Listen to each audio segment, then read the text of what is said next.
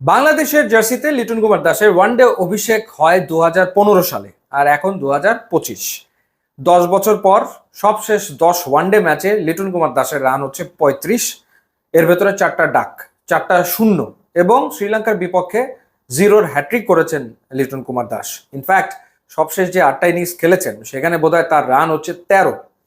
এবং কেন তিনি দলে, সেই প্রশ্ন তো উঠেছে। শ্রীলঙ্কার বিপক্ষে চলমান ওয়ানডে সিরিজের যে বাকি 2 ম্যাচ, সেই 2 ম্যাচে তিনি একাদশে থাকবেন কিনা সেটাও আসলে একটা আলোচনার বিষয়। কারণ নাইম শেখ, তাকে প্রথম ওয়ানডেতে বিবেচনা করা হয়নি, নিশ্চিতভাবেই দ্বিতীয় ওয়ানডেতে নাইম শেখ একাদশে ঢুকবেন। এখন তিনি কার জায়গাতে ঢুকবেন? তিনি কি পারভেজ হোসেন ইমনের পরিবর্তে খেলবেন, নাকি লিটন কুমার দাসের পরিবর্তে একাদশে ঢুকবেন, সেটা একটা প্রশ্ন বটে। মোট কথা হচ্ছে যে লিটন কুমার দাস নিজে সিদ্ধান্ত নিয়েছেন তিনি ওয়ানডে দল থেকে আসলে বাদ পড়বেন, না হলে এরকম পারফরমেন্স হচ্ছে তার, যেটা শোচনীয়। একজন ক্রিকেটারের 10 বছর হয়ে গেছে ওয়ানডে ক্রিকেট খেলার অভিজ্ঞতা, কিন্তু তারপরেও তিনি সার্ভাইভ করতে পারছেন না ওয়ানডে ফরম্যাটে।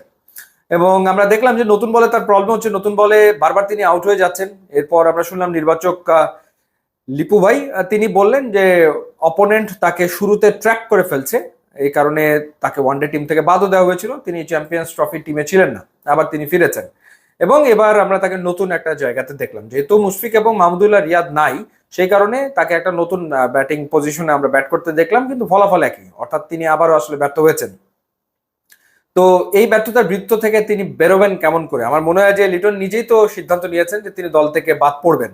তো সেই ক্ষেত্রে ডোমেস্টিকে তাকে আসলে ফিরে আসতে হবে, বা এখানেই তাকে ক্রিকেট খেলে তাকে আবারও রান করতে হবে। কিন্তু ইন্টারেস্টিং ব্যাপার যে অন্য দেশে আমরা যেটা দেখি, যখন একজন প্লেয়ার অফ ফর্মে থাকে, ন্যাশনাল টিমের হয়ে রান করতে পারে না, তখন সে ছুটে যায় ডোমেস্টিক সার্কিটে, সেখানে গিয়ে সে লাগাতার খেলতে থাকে এবং সেখানে রান করার চেষ্টা করে, রান করে ফিরে আসে। সবশেষ যে ঢাকা প্রিমিয়ার লিগ ক্রিকেট হলো, সেখানে লিটন কুমার দাস তিনি আসলে দলই পাচ্ছিলেন না। এখন আপনি ভাবতে পারেন যে লিটন কুমার দাস আসলে দল পাচ্ছিলেন না তার ফর্মের কারণে, ব্যাপারটা তা ছিল না। লিটন কুমার দাস ঢাকা প্রিমিয়ার লিগ ক্রিকেটে দল পাচ্ছিলেন না কারণ যে টাকা তিনি চাচ্ছিলেন সেই টাকা কেউ তাকে দিতে চাচ্ছিল না। এবং তিনি মোটামুটি সিদ্ধান্ত নিয়ে ফেলেছিলেন যে যে অ্যামাউন্টটা তিনি চান, পত্রপত্রিকা ওই সময় খবরও বেরিয়েছিল যে 50 লাখ টাকা তিনি চাইছেন, এই টাকা না দিলে লিটন কুমার দাস খেলবেন না, দরকার হলে তিনি ঢাকা প্রিমিয়ার লিগ ক্রিকেটে খেলবেন না। অর্থাৎ টাকাটা তার কাছে গুরুত্বপূর্ণ, ঢাকা প্রিমিয়ার লিগ ক্রিকেটে খেলাটা তার কাছে গুরুত্বপূর্ণ না। তো এই যদি মাইন্ডসেট হয় একজন ক্রিকেটারের, যে একটা সময় গিয়ে যেটা তার নেশা পেশা ধ্যান জ্ঞান হওয়ার কথা, সেটার চেয়ে যখন টাকার পরিমাণটা তার কাছে গুরুত্বপূর্ণ হয়ে ওঠে, তখন আসলে ডেফিনেটলি তার মাইন্ডসেট কোয়েশ্চেনেবল। এবং লিটন কুমার দাসের এই যে পারফরমেন্স, এই পারফরমেন্সের অন্যতম কারণ হচ্ছে তার মাইন্ডসেট, তার মানসিকতার সমস্যা। অনেকে বলবেন টেকনিক্যাল প্রবলেম, পা চলে না, মাথার পজিশন ঠিক নাই, হ্যান নাই, ত্যান নাই, রিড করতে পারে না, ওই পারে না, সেই পারে না। লিটন কুমার দাস রান করেছে, রান যে একেবারে করেনি তা না, রান করেছে। কিন্তু বর্তমান সময় তার প্রবলেম আমার কাছে মনে হয় মাইন্ডসেট, মানসিক প্রবলেম।